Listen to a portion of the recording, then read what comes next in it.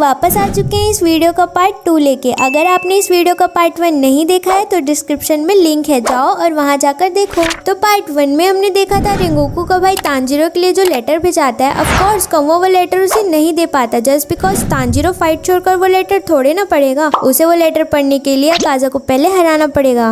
इधर अकाजा तांजीरो पर हमला करता है। तांजीरो भी पीछे हटकर अकाजा पर dance of the fire God से अटैक करता है, लेकिन अकाजा तांजीरो के ब्लेड को अपने दोनों पाम से जकड़ लेता है। तांजीरो सोचता है ओ क्रैप, उसने मेरी ब्लेड को पकड़ लिया, ये कमीना मेरी ब्लेड को तोड़ देगा। इसलिए तांजीरो उसे अपने लोहे से बेमजबूत हेड से हेडबट दे देता है, जिससे अकाजा का सर फट जाता है। लेकिन अकाजा कहता है नाइस मूव काके, लेकिन अपन तो डीमन है। तभी तांजीरो अपनी किक से अकाजा के जबड़े पर दे मारता है, लेकिन फिर भी अकाजा उसकी तलवार नहीं छोड़ता। तांजीरो कहता है अरे भाई तलवार छोड़, अरे छोड़ भी। तभी अकाजा का हाथ अचानक ही कट जाता है, जिससे तांजीरो छूटकर नीचे गिर जाता है और देखता है कि गियो वहां आ चुका है। तांजीरो कहता है गियो भैया। गियो अकाजा से कहता है ओए सुन अकाजा, तूने मुझे फेंक कर अच्छा काम किया, अब मेरी चंडी चढ़ गई है। मीनवाइल इन गियो, भाई नाम नहीं बताया तो तू इतना दूर फेंक देगा? मैंने कभी भी अपनी पूरी ताकत से अपने इस ब्लेड का यूज नहीं किया और मैं उन लड़ाइयों में नहीं पड़ता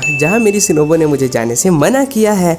मेरा मतलब उन दुश्मनों से नहीं लड़ता जो अपने मजे के लिए किसी को भी इधर उधर फेंक देते हैं, जैसा कि मेरे साथ हुआ। दोस्तों यहाँ पर गियो का कहना होता है कि आज तक जितने भी डीमन से उसने लड़ाई की वो उसके सामने खड़े होने के भी काबिल नहीं थे, पर अब इतने लंबे समय में पहली बार वो किसी ऐसे डीमन से मिला है जो उसके ऊपर हावी हो गया है, जिसके सेंसेस उससे भी ज्यादा तेज है। पर अब इस डीमन से लड़ने के लिए उसे अपनी सील्ड सेंसेस को जगाना होगा और अपनी ट्रू एबिलिटी को दिखाना होगा। तभी तांजीरो देखता है कि गियो के चेहरे पर उसका डीमन स्लेयर मार्क अवेकन हो चुका है। तभी गियो तुरंत अकाजा पर अटैक करता है और अकाजा भी अपने पंच से उस पर अटैक करता है, लेकिन गियो अकाजा के अटैक को डॉज करते हुए नीचे झुककर उसकी गर्दन पर वार करता है, लेकिन अकाजा उस अटैक को डॉज कर देता है। पर गियो की स्पीड इतनी तेज होती है कि अकाजा की गर्दन पर कट लग ही जाता है। अकाजा वहां से दूर हट जाता है और सोचता है उसका मार्क अवेकन हो चुका है और उसकी स्पीड भी बढ़ चुकी है। तभी गियो पलक झपकती ही अकाजा के पास आ जाता है और water breathing fourth form striking tide से हमला कर देता है। अकाजा गियो के हमले को अपनी फिस्ट से ब्लॉक कर देता है, पर गियो के सर में भी चोट लगी जाती है। तांजीरो सोचता है वो दोनों फास्ट है, पर अकाजा ने गियो भैया की बढ़ी हुई स्पीड को भी मैच कर लिया है। अगर फाइट लंबी चली तो हम हार सकते हैं, क्योंकि इंसानों की सहन शक्ति की एक लिमिट होती है। हमारा मेन काम तो मुसान को हराना है, हम अकाजा को हराने में पूरी रात नहीं लगा सकते,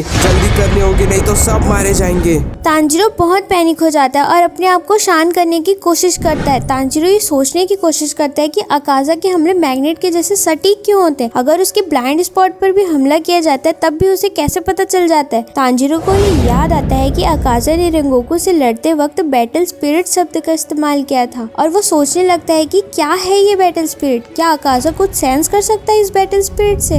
इतने में उसको इनोस्की की कही हुई बात याद आती है कि जब ग्योतारो ने इनोस्के पर पीछे से हमला किया था तो इनोस्के को तुरंत ही पता चल गया था और उसने अपने हार्ट को दूसरी जगह शिफ्ट कर दिया था। इसी तरह जब भी कोई इनोस्के को मारने के इंटेंशन से हमला करता है तो उस स्पेसिफिक एरिया में उसे चुभन महसूस होती है। इनोस्के ऐसा इसलिए कर पाता है क्योंकि उसने अपनी स्किन की सेंसिटिविटी को बहुत तेज किया, जिससे वो अपोनेंट का अटैक डॉज कर लेता है। लेकिन इनोस्के ने उसे ये भी बताया था कि विस्टीरा फ्लावर हाउस वाली वो बुढ़िया, जब तक कि इनोस्के ने पीछे पलटकर नहीं देखा तब तक उसे पता ही नहीं चला कि वो पीछे बैठी है। इससे ये साबित होता है कि इनोस्के उन एक्शंस को सेंस नहीं कर सकता जो ना मारने के इंटेंशन से किए गए हों। पर दोस्तों ये बात सोचने वाली है कि बिना किसी अटैकिंग इंटेंशन के भले डीमन को कैसे ही मारा जा सकता है। तांजीरो अपने मन में पता लगाने की कोशिश करता है कि अकाजा आखिर सेंस क्या करता है, क्या वो बैटल स्पिरिट को सेंस करता है या मर्डर इंटेंशन को। जैसे तांजीरो स्मेल करके मूवमेंट को डिटेक्ट कर लेता है, वैसे ही क्या अकाजा भी कंपास पैटर्न बनाकर लोगों के अटैक्स को डिटेक्ट करता है। तभी तांजीरो देख लेता है कि अकाजा का हमला गियो पर भारी पड़ने लगता है। Tanjiro dance of the fire God से अकाजा की गर्दन को काटने वाला होता है कि अकाजा तांजीरो के हमले को डिटेक्ट कर लेता है और अपने दूसरे हाथ से तांजीरो के स्वॉर्ड को पकड़ लेता है और अपने दूसरे हाथ से तांजीरो की कमर पर अटैक करता है। तांजीरो उससे जैसे तैसे बच तो जाता है, लेकिन तांजीरो के पेट में कट लग जाती है। पता नहीं अकाजा का मुक्का है या चाकू, पर खैर छोड़ो। फिर तभी गियो को भी जोश आ जाता है और वो अपने वाटर ब्रीदिंग से अकाजा पर हमला कर देता है। उसी समय तांजीरो के दिमाग के घोड़े भी खुल जाते हैं और उसे कुछ रियलाइज होता है और वो अपने डैड की यादों में खो जाता है। उसके डैड एक पेड़ की तरह थे। वो एक विनम्र स्वभाव के व्यक्ति थे। उन्होंने कभी गुस्सा नहीं किया। उनकी स्माइल एक शांत बहते हुए नदी की तरह थी। जैसा कि आपको पता है कि कमांडो परिवार की एक प्रथा है जिसपे हर न्यू ईयर के समय परिवार के मुखिया को सनराइज से लेकर सनसेट होने तक एक डांस परफॉर्म करना होता है। इस डांस में 12 फॉर्म्स होते हैं जिन्हें परफॉर्म करते करते इंसान की सांसें कम होने लगती है और उसे चक्कर आने लगते हैं। तांजीरो के डैड उसे बताते हैं कि जब वो ये डांस परफॉर्म किया करते थे तो उनका दिमाग धीरे धीरे इनविजिबल होने लगता था, जस्ट लाइक सी थ्रो वर्ल्ड। इस डांस को करने के लिए अपने शरीर की 5 इंद्रियों का इस्तेमाल करना होता है और बॉडी के सबसे छोटे ब्लड वेसल का भी इस्तेमाल करना होता है, जिससे इंसान अपनी लिमिट्स को भी क्रॉस कर देता है। इस सिचुएशन में ब्लड वेसल और मसल खुलने और बंद होने लगते हैं, जिससे इंसान पलक झपकते कोई भी मूवमेंट कर सकता है। जब दिमाग इनविजिबल होने लगता है और सी थ्रो वर्ल्ड में चला जाता है तो इसका मतलब इंसान अपनी शक्तियों के हाईएस्ट स्टेज में पहुंच जाता है। तांजीरो का घर जिस माउंटेन में था उस माउंटेन के दूसरी साइड एक खतरनाक भालू ने 6 लोगों को मारा होता है। इस डर से तांजीरो के नेबर्स ने घर के आसपास बेल्स लगाई होती है ताकि वो अवेयर हो जाए। एक दिन तांजीरो के डैड उसे रात में नींद से उठाकर जंगल में ले जाते हैं जहाँ वो भालू होता है। तांजीरो देखकर डर जाता है कि उसके बीमार डैड उस भालू का सामना कैसे करेंगे। वो बेल्स कभी बजी नहीं, फिर भी तांजीरो के डैड को उस भालू की प्रेजेंस के बारे में पता था। तांजीरो के डैड उस भालू से माफी मांगते हैं और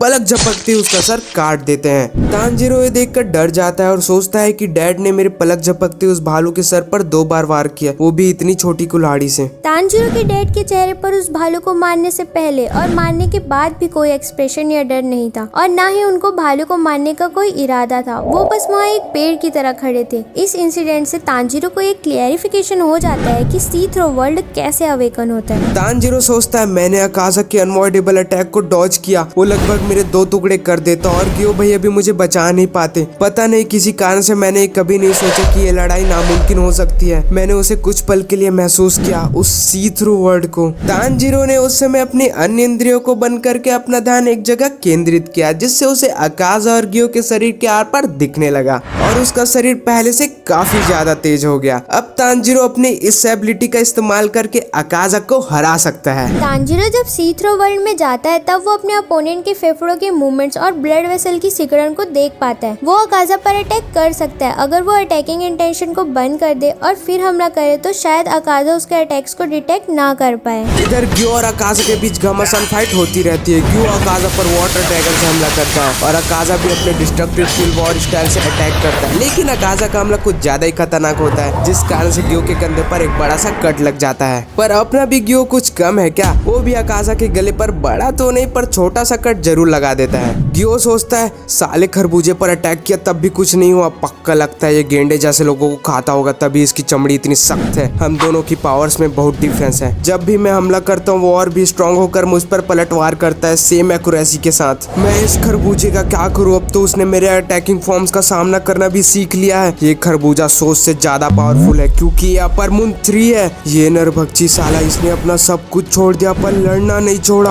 अकाजा गियो से कहता है ओए वाटर पप्पा, ऐसा लगता है कि तुमने अपने सभी वाटर फॉर्म्स का पहले इस्तेमाल कर लिया है। बस गियो, मैं इसे अब खत्म करूंगा। मैं हैरान हूँ कि किस इंसान की इतनी औकात थी जो मेरे सामने इतनी देर टिक पाया। तभी तांजीरो अपने इंद्रियों को केंद्रित करता है और ब्रीद इन करता है। इधर गियो अपनी बची कुची ताकत से अकाजा पर स्ट्रेट हमला करता है, लेकिन अकाजा अपने एक ही मुक्के की झटकार से उसकी तलवार तोड़ देता है। गियो सोचता है अबे मेरे साथ तो मजाक हो गया, इस खरबूजे ने मेरी तलवार एक झटके में ही तोड़ दी। अकाजा बोलता है गुड बाय। तभी अकाजा अपने जोरदार मुक्के से गियो के पेट में मारने वाला होता है कि मीनवाइल इन गियो, नहीं मुझे साबितों के पास नहीं जाना। तभी अचानक से अकाजा का हाथ कट जाता है। अकाजा भी शॉक हो जाता है, आखिर हुआ क्या, और अकाजा का हाथ कटकर दूर फेंका जाता है। तभी अकाजा और गियो तांजीरो को देखते हैं। तांजीरो की छवि बिल्कुल यूरोची की तरह दिखती है और उसका मार्क भी बड़ा हो गया होता है। पता नहीं और कितना बड़ा होगा, मुंह ढक देगा लगता है। गियो ये देखकर शॉक हो जाता है कि तांजीरो ने अकाजा का हाथ हमले के बीच में ही काट दिया और उसके ब्रीदिंग का साउंड भी पहले से अलग है और तो और उसके आंख और बाल भी पहले से डिफरेंट लग रहे हैं। गियो कहता है मुझे तांजीरो ने बचाया।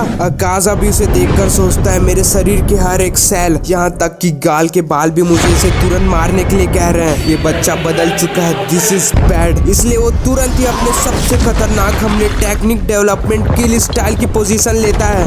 गियो अकाजा के अटैक को रोकने की कोशिश करता है पर बहुत देर हो जाती है और अकाजा अपने end style chaotic blue metal afterglow से पूरे रूम को ही तोड़ देता है। उसके अटैक का फोर्स इतना होता है कि सारे पार्टिकल्स बुलेट की स्पीड में गियो और तांजिरो को लगते हैं। इसके बावजूद भी तांजिरो वहां से टस से मस नहीं होता। तांजिरो देखता है कि वो सी थ्रू वर्ल्ड में जा चुका है। वहाँ गियो और अकाजा के मूवमेंट्स इतने स्लो हो चुके हैं कि वो क्लियरली उन्हें देख सकता है और इवन उनकी स्पीड को भी सर पास कर सकता है। अकाजा के अटैक से गियो को काफी चोट लगती है। वो जैसे तैसे उसके अटैक्स को डॉज कर लेता है और सोचता है इसके अटैक से बचना नामुमकिन है। हर तरफ से टुकड़े तेजी से आ रहे हैं एक ही समय में। इस खरबूजे के अटैक को तो मैं अपने 11th फॉर्म से भी ब्लॉक नहीं कर पाऊंगा। अकाजा गियो से कहता है मानना पड़ेगा तुम्हें गियो, मैं तो हैरान हूँ कि तुम अभी तक जिंदा हो। तुम जैसे तैसे मेरे अटैक से तो बच गए। अब तांजिरो और रेंगोकू की तरह मरो मत, आओ हमारी तरह डीमन बन जाओ। गियो ये देखकर हैरान हो जाता है कि अकाजा उससे बात कर रहा है और उसे जरा भी इस बात की भनक नहीं है कि तांजिरो उसके पीछे खड़ा है। क्या तांजिरो की कोई प्रेजेंस ही नहीं है? गियो मन ही मन कहता है मार दो तांजिरो, तुम्हारे पास अच्छा मौका है, इस खरबूजे का सर उड़ा दो। उतने में ही ये पागल तांजिरो भावनाओं में बह जाता है और जोर से चिल्ला देता है अकाजा मैं तेरा सर अभी काट दूंगा। और अकाजा उसे देख लेता है। गियो बोलता है अबे चूतिया, चिल्लाने किसने बोला था तेरे को? अकाजा तुरंत पीछे पलटकर तांजिरो की गर्दन पर अटैक करता है पर तांजिरो उसके अटैक को डॉज कर लेता है। अकाजा सोचता है ये अभी भी जिंदा है, इतना सब कुछ सहने के बाद भी। कोई बात नहीं, ये जैसा भी अटैक करेगा मेरा डिस्ट्रक्टिव किल कंपास उसे डिटेक्ट कर लेगा। उसकी जितनी स्ट्रॉन्ग बैटल स्पिरिट होगी उतनी ही जल्दी मेरा कंपास उसके अटैक को डिटेक्ट कर लेगा। अकाजा ये जल्दी ही भांप लेता है कि तांजिरो की कोई प्रेजेंस ही नहीं है और वो कम्प्लीटली डिफरेंट पर्सन बन चुका है। उसकी बैटल स्पिरिट बिल्कुल ही गायब हो चुकी है। तांजिरो अकाजा की ओर बढ़ता है। अकाजा भी अपने फुल फॉर्म में होता है। आज देख लूंगा तेरे को। लेकिन तांजिरो पलक झपकते dance of the setting sun से बिना कुछ महसूस कराए अकाजा के गले को काट देता है। अकाजा को तो यकीन ही नहीं होता। वो सोचता है इन सैकड़ों सालों में मैंने आज तक किसी ऐसे इंसान को नहीं देखा जिसके पास बैटल स्पिरिट ही ना हो। इवन बच्चों में भी बैटल स्पिरिट होती है, पर इस बंदे ने कैसे एक सेकंड में अपनी बैटल स्पिरिट को गायब कर दिया। ऐसा लग रहा था जैसे मैं पेड़ से लड़ाई कर रहा हूँ। मेरे सेंसेस भी खराब हो गए और यहाँ तक कि मेरा कंपास भी कुछ डिटेक्ट नहीं कर पाया।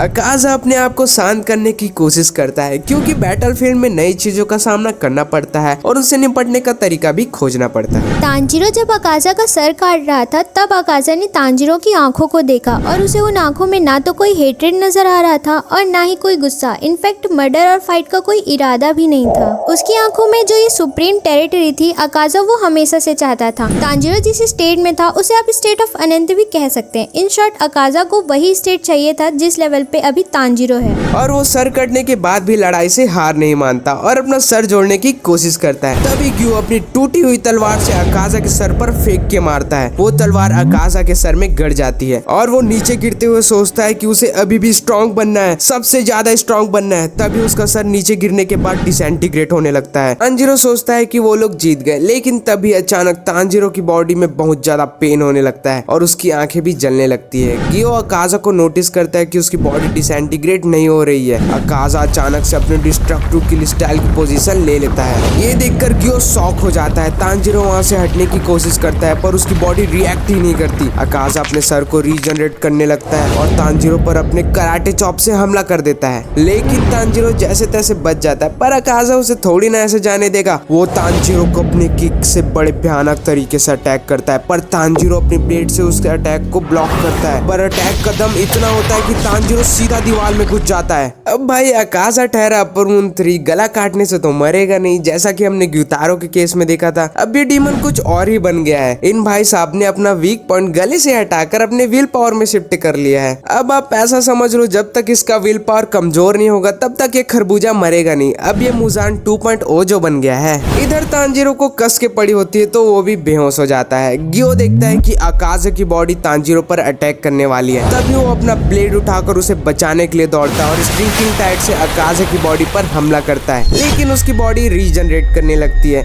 इवन उसका सर कट गया है तब भी, इसलिए गियो और हमला करता जाता है। पर एक टाइम पर गियो की बॉडी भी जवाब दे देती है और उसके मुंह से खून आने लगता है। अकाजा की बॉडी सोचती है इसका काम तो खत्म हो गया, अब तांजीरो को पेलते हैं। पर वाटर हाशिरस इतने जल्दी थोड़ी ना मरते हैं। गियो वापस खड़ा हो जाता है और अकाजा को बोलता है, ओए खरबूजे रुक जरा, मैं अभी भी जिंदा हूँ, तुझे तांजीरो को मारने से पहले मुझसे होकर गुजरना होगा। देखो गाइस, गियो जोश जोश में कह तो देता है पर उसकी हालत सच में खराब होती है। उसका एक कान खराब हो चुका होता है और उसका एक हाथ भी सुन हो चुका है। एक इंसान कितना ही दम लगा सकता है, डीमन के सामने इंसानी शक्तियों की लिमिट होती है। पर मैं गियो की दाद देता हूँ कि वो अभी भी लड़ने के लिए तैयार है, वो भी सिर्फ तांजीरो के लिए, क्योंकि वो इस बार अपने किसी भी फैमिली मेंबर को अपनी आंखों के सामने मरते हुए नहीं देखना चाहता। इधर अकाजा भी अपने इनर थॉट्स में चला जाता है जहाँ उसकी पत्नी उसे लड़ाई करने से रोक रही होती है। देखो भाई, मैं यहाँ अकाजा की स्टोरी नहीं बता सकता क्योंकि ये वीडियो बहुत ही लंबी हो जाएगी। अगर आपको अकाजा की स्टोरी देखनी है तो हम इस टॉपिक पर एक धांसू वीडियो जल्द ही लाने वाले हैं। खैर छोड़ो, आगे बढ़ते हैं। इधर तांजीरो को अचानक से होश आता है और उसे याद आता है कि वो तो लड़ाई के बीच में ही बेहोश हो गया था। उसे नजर आता है कि अकाजा ने अपना सर लगभग रीजनरेट कर लिया है और वो गियो पर हमला करने वाला है। तभी तांजीरो अकाजा की ओर बढ़ता है और अपनी तलवार उठाकर अकाजा के सर को काटने वाला होता है, पर उसकी तलवार उसके हाथ से फिसल जाती है। अब उसके पास कोई चारा नहीं होता है तो वो अकाजा के चेहरे पर एक मुक्का ही मार देता है। उस पंच से अकाजा को रियलाइज होता है कि जो कुछ भी उसने अपने मास्टर से सीखा उसने उन सब को खून में डुबा दिया। वो अपनी पास्ट की यादों को नहीं भुलाना चाहता था। हाँ, वो स्ट्रॉन्ग बनना चाहता था पर इस तरह से नहीं। अकाजा तांजीरो की ओर देखता है। तांजीरो को ये महसूस हो जाता है कि अकाजा अपने डिस्ट्रक्टिव स्टाइल को यूज करने वाला है, जैसे उसने रेंगोकू भैया के अगेंस्ट किया था। वो देखता है कि गियो भी अकाजा के अटैक रेंज में है। वो छलांग मारकर गियो को उसकी रेंज से दूर कर देता है। तांजीरो नोटिस करता है कि अकाजा उसे देखकर अपनी लास्ट स्माइल कर रहा होता है। अकाजा अपने पास्ट के गियो को नहीं भुला सकता था और अब उसे पता था कि किसे मरना चाहिए और वो अपने डिस्ट्रक्टिव किल से अपनी बॉडी पर अटैक करता है। तांजीरो को ये समझ नहीं आता कि आखिर उसने ऐसा क्यों किया, पर उसकी बॉडी से उसे ग्रेटिट्यूड की स्मेल आती है। अचानक से अकाजा के ना चाहते हुए भी उसकी बॉडी रीजनरेट करने लगती है। अकाजा मरना तो चाहता था पर मुजान उसे मरने नहीं दे रहा था, पर अकाजा की पत्नी एक